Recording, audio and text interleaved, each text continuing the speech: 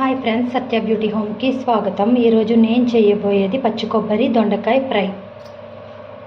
ఒకసారి ఇలా ట్రై చేయండి ఫ్రెండ్స్, బాగుంటుంది. మూకుడు పెట్టి గ్యాస్ వెలిగించుకొని ఆయిల్,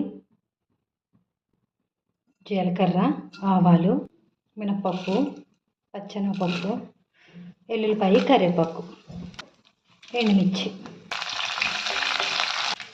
పచ్చిమిరపకాయ ముక్కలు, ఒక ఉల్లిపాయ చీలికలు,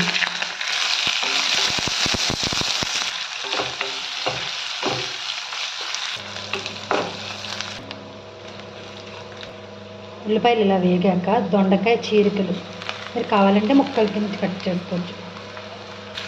పసుపు, ఉప్పు. ఇప్పుడు చిన్న మంట పెట్టి మూత పెట్టుకోవాలి.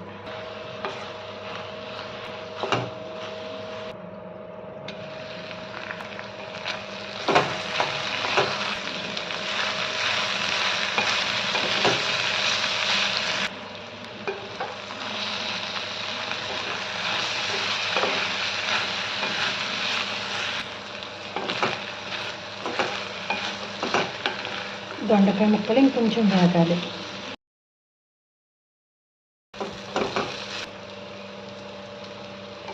దొండకాయ ముక్కలు బాగా వేగాక పచ్చి కొబ్బరి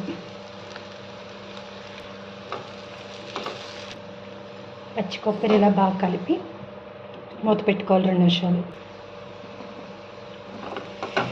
ఇలా బాగా వేగాక 1 స్పూన్